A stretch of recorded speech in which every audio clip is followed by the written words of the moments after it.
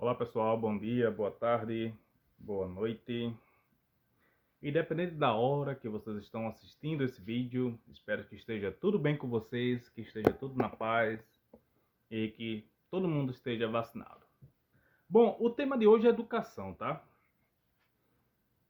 Eu não tive privilégio nenhum, no sentido de que eu sempre estudei em colégio público, do nível estadual.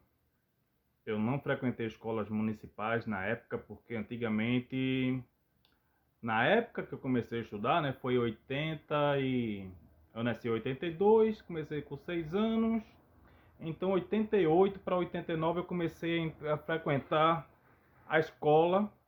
E eu comecei nessa escola e terminei meus estudos literalmente nessa escola, né? Então hoje é dividido lá em Pernambuco, dividido. A escola municipal, ela toma conta das crianças do pré-escolar até a quinta série, ou até a quarta, não, até a quarta, e o primeiro e o segundo grau é pelo estado. Então hoje tem essa divisão. Mas na minha época não, era tudo do estado.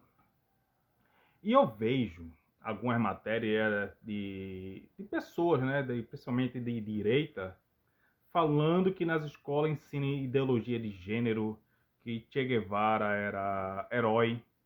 Eu não sei que escola é essa, tá? Eu não sei. Essas cartilhas aí que eles falam que dá na escola aí, nunca vi. Eu não tenho é, filho em colégio público hoje, né? Meus filhos estudam em colégio particular. No Brasil ainda, né? Por enquanto. Mas eles estão em colégio particular. E não vejo nenhuma menção, pelo menos dos meus sobrinhos, né? Que estudam em colégio público, municipal, falando sobre esse negócio de cartilha, de ideologia de gênero, de ideologia política. Não. Para você ter ideia, até hoje, eu não sei nada de Che Guevara. Nada. Na escola, praticamente, nunca se falou do Che Guevara, né? Estou falando lá de Recife. Não tenho muita abordagem sobre o socialismo e nem sobre o capitalismo. Falando de termo histórico presencial na escola.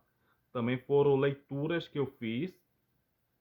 E, para não mentir, teve uma abordagem clássica, de resumida, como é nas escolas públicas, né?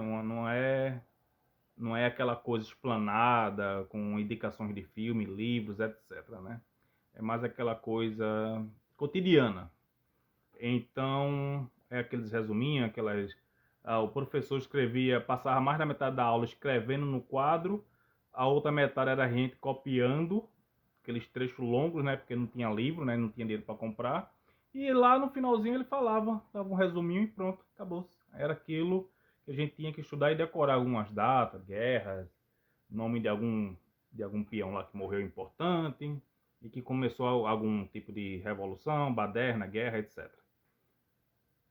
Então, eu não sei de onde é que eles tiram isso, eu não sei, eu não consigo imaginar de onde é que eles tiram, tá? Eu não consigo ver. Eu lembro que eu comecei a estudar política na Universidade de Jornalismo.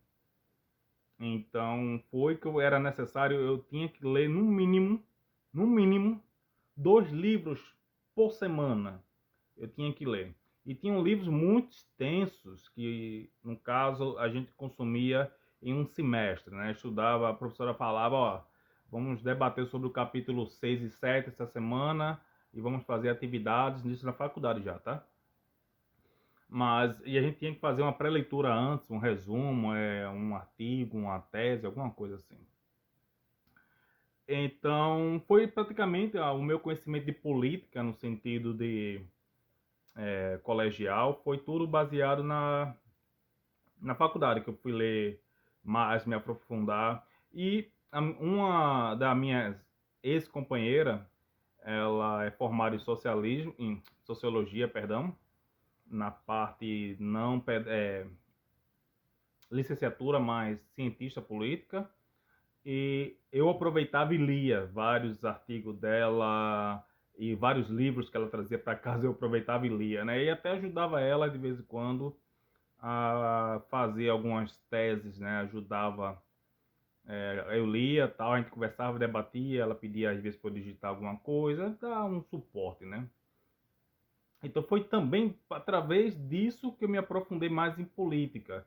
E ela trazia muitas coisas boas, interessantes, algumas coisas tão irrelevantes, mas aí já a nível superior, não a nível de primeiro, segundo grau. Então, essa falácia, essa coisa binária, essa dicotomia de PT, anti-PT e fascista e direita, sinceramente, nunca vi dentro de escola. E olha que eu tenho uns amigos bem politizados, que na época eu não era uma flor que se cheira, né, como o pessoal fala lá no Nordeste, né? Eu tava mais preocupado em fazer bagunça na escola, né? Que não tem incentivo nenhum. Mas eu tinha uns amigos bem políticos, né? O Renato participava do Grêmio Estudantil da escola, organizava eventos, essas coisas e tal. E ele é bem político, ele é bem. Até hoje eu tenho contato com ele, ele é bem político, né? Nessa questão. E mesmo assim, eu posso dizer que eu tive uma fase de estudo não muito agradável, né? Faltava muitos professores e eu tinha que trabalhar meio período. Às vezes eu trabalhava de manhã, estudava à tarde, chegava já no colégio cansado e aí gaseava muita aula, né? Então, e quando tinha aula, né? Para ser mais exato, às vezes a gente ia e só tinha duas, três aulas, normalmente tinha cinco. E acontecia sempre estar faltando algum professor de ciências exatas, né? Às vezes era matemática, às vezes era física, e às vezes era química. Enfim, como a gente sabe como é a educação no Brasil, né? Professores mal remunerados, sem equipamento, sem incentivo. Então, alguns se esforçavam e procuravam trabalhar na iniciativa privada. É. Mas, enfim, eu não conheço ninguém, até hoje, que escola sem partido, escola com partido, não sei de onde é que eles tiram isso. Claro que vai hoje, do jeito que tá as coisas, nessa guerra aí, se o professor for dar uma aula, eu acho que se esse psicopata continuar no governo, ele vai até abolir essa questão de dar aula e falar sobre o socialismo em si, né, as correntes, Karl Marx, que é um conteúdo de história, né? E poucos que procuram estudar sabem que dentro do capitalismo tem muita coisa do socialismo, né? Não é uma coisa 100% capitalista.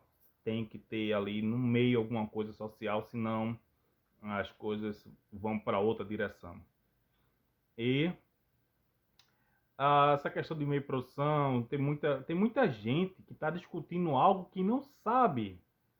E não são pessoas novas de 15, 16, 17 anos, não. São pessoas já com acima de 30 anos que vivem falando mal do socialismo, do comunismo e não sabem nem o que é. Eu sou uma pessoa de indagar, eu sou uma pessoa de inflamar. Eu uso um pouco o método de Sócrates e fico perguntando: você sabe o que é isso? Esperando a resposta. O cara não sabe, não sabe. Mas tá lá militando uma coisa que não sabe. E, e defende uma bandeira, por exemplo, cristã, religiosa. E eu começo a provar que Jesus era o cara mais socialista do mundo, segundo os conceitos bíblicos, tá? Então, por exemplo, comércio dentro de igreja, tem um trecho lá na Bíblia Sagrada deles, que diz que Jesus quebrou os negócios lá dos comerciantes no templo, que não fizesse mais isso. E hoje, o que a gente mais tem é isso, né? Além da extorsão da fé, né? Pela fé, não da fé, pela fé. Então são temas como esse que eu gostaria de debater mais, né? Mas, sinceramente, quando eu faço uma pergunta dessa e tem uma resposta que volta vazia, para mim a retórica toda acabou, não vai ter tese, não vai ter antítese, não vai ter nada. Acabou, não tem como discutir com a pedra, por exemplo. Por mais que você diga que ela se pode transformar em uma obra de arte, se alguém não for lá e modificá-la, ela vai continuar sendo uma pedra, porque é a natureza dela.